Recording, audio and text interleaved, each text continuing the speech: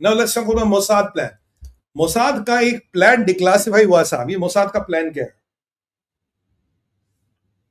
Mossad का plan था regime change का, और रेजिम चेंज का प्लान चल रहा था। आपको अगर याद हो, मैंने कहा मोसाद का एक रेजिम चेंज का प्लान था।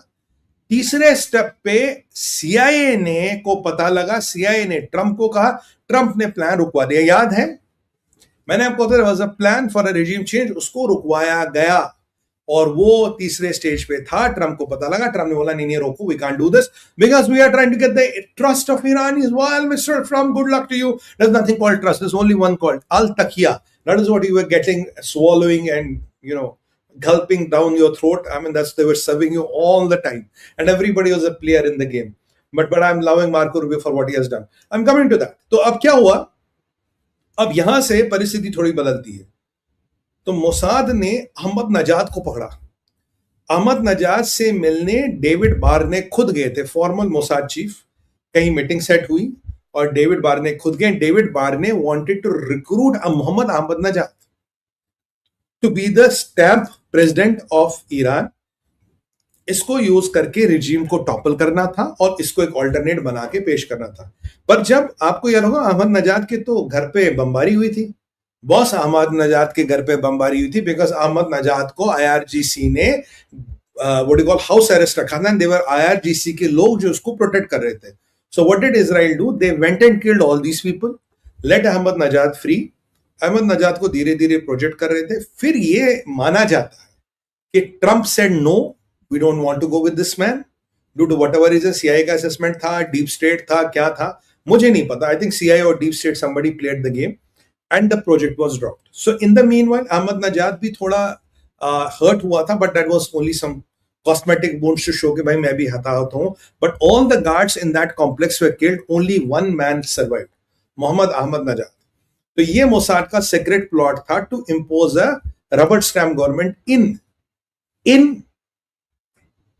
Iran, but Pakistan, Qatar and Turkey along with Muslim Brotherhood played the game. They said, why do you want to do it? कोई जरूरत नहीं है, रेजिम बदल गई है, 1 लेयर गई, 2 लेयर गई, ट्रंप को एक पहाड़ा पड़ेगा। सब 1 लेयर थी गई, दूसरी लेयर थी गई, अब तो ये तीसरी लेयर है। तो बहुत शरीफ लोग हैं, इन्हें ये तो बेचारों को कुछ आता ही नहीं है, तो जो बोलो खड़ा तो खड़ा, बैठ तो बैठ। ये लोग हैं साहब, ये गए because regime has change. We don't need you mister Trump, we don't need a Trump. No, we don't need regime change. I don't want the regime to be. I don't want the regime to be changed. ये Trump का कहना था, but the fact remains Trump was befooled. Turkey, Qatar, Pakistan, along with Muslim Brotherhood, brain behind all this, Khalifa Tayyip Erdogan, Umar Daraz Khalifa, sorry, Tayyip Erdogan, he was the man behind it who tried to do this. तो यहां से ये कहानी शुरू होती है मित्रों। This is how the Mossad game was stopped. Now Ahmad Najad is still alive and kicking. वो खमेनी के फ्यूनरल पे आया था, but आई एम फेयरिंग अब जब ये कहानी खत्म हो गई, I don't know how long will he live. अगर अहमद नजाद मर जाते हैं तो आप समझिएगा कि ये स्टोरी, ये एनालिसिस बिल्कुल ठीक था, ये जो हम सुनने में आ रहे बिल्कुल ठीक था। If Ahmadinejad survives then something is wrong, but I think man is in deep trouble unless and until you find that Ahmadinejad is living in Tel Aviv और he is living in America. ये भी हो सकता है Tel Aviv में, America में उसको ये टिका दे, किसी कहीं ग्रीस वीस में उसको टिका दे। That is quite possibility what they made, और they made put him in a NATO country. That is quite possible. So ये मोसाद का ग्रेट मोसाद प्लॉट था, where ex president of Islamic Republic of Iran was recruited by David Barnea himself as a Mossad agent to run Iran.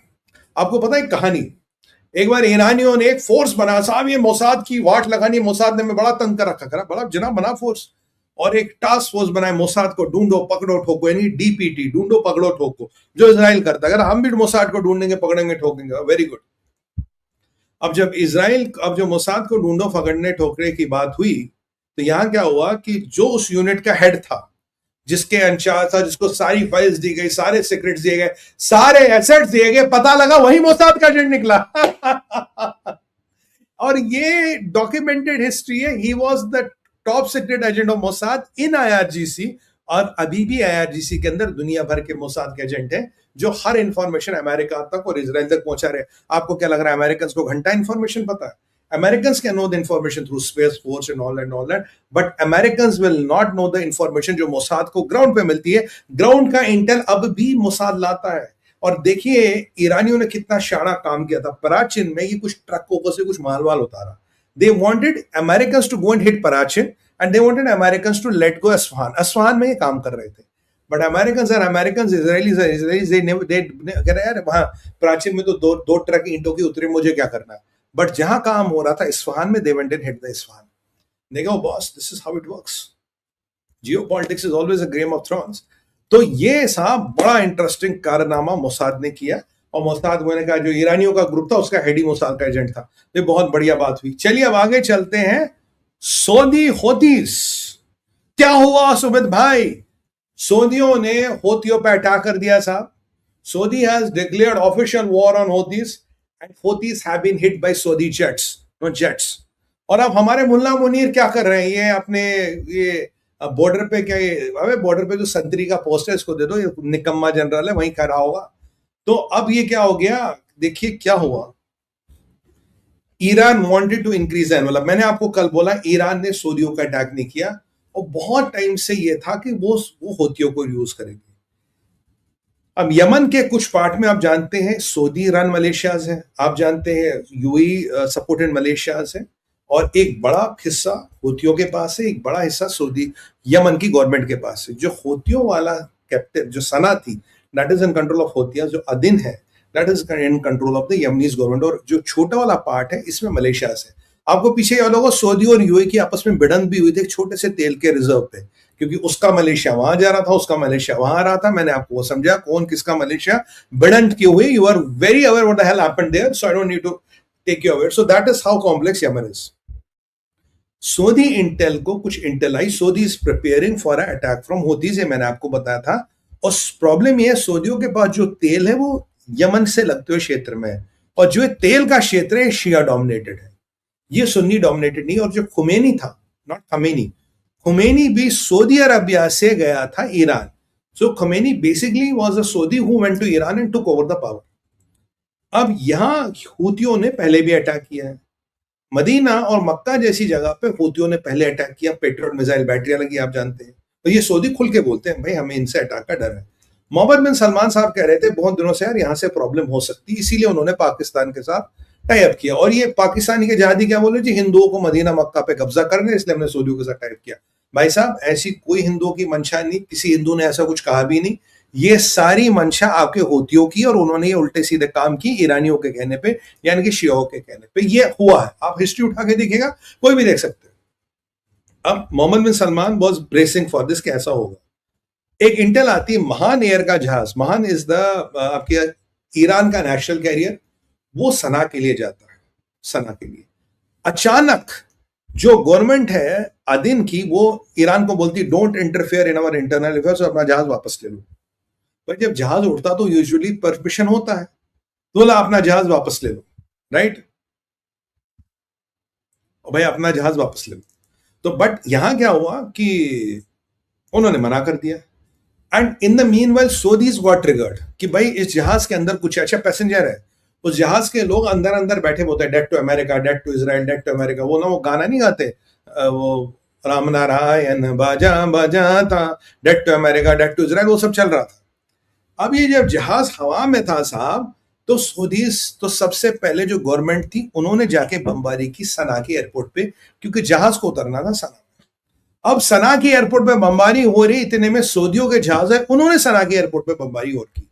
तो सना का airport का runway पूरा बर्बाद कर दिया ताकि जहाज उतर ही ना पाए.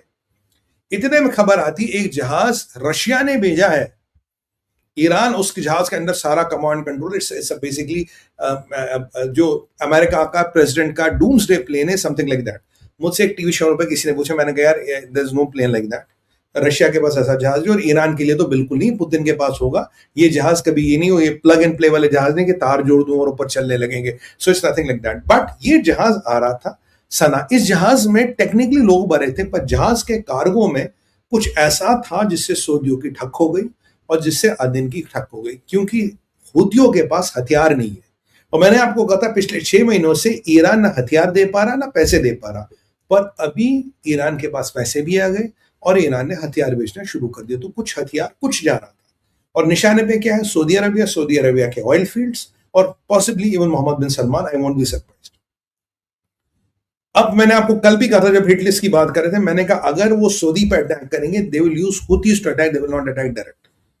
तो अब सऊदियों ने बॉम्बिंग कर दी, तो जहाज को डाइवर्ट कर दिया। वेस्टर्न साइड में हुदोई करके एक जगह है, तो वहां के एयरपोर्ट पे इन्होंने उतार दिया। आई वॉज नॉट श्योर उतरा नहीं उतरा, बट फिर कुछ वीडियो आए जिससे पता लगा हाँ जहाज उतरा, और हूतियों ने कहा जी हमने आपका ब्लॉकेड तोड़ दिया, हमें कोई फर्क नहीं पड़ता। तो सऊदियों ने वार्निंग दी हूतियों को, और जो गवर्नमेंट ऑफ यमन है, बेसिक जो असली गवर्नमेंट ऑफ यमन है, उन्होंने वार्निंग दी है ईरान को, यहां के लफड़ों में मत पड़ो, we will not leave you.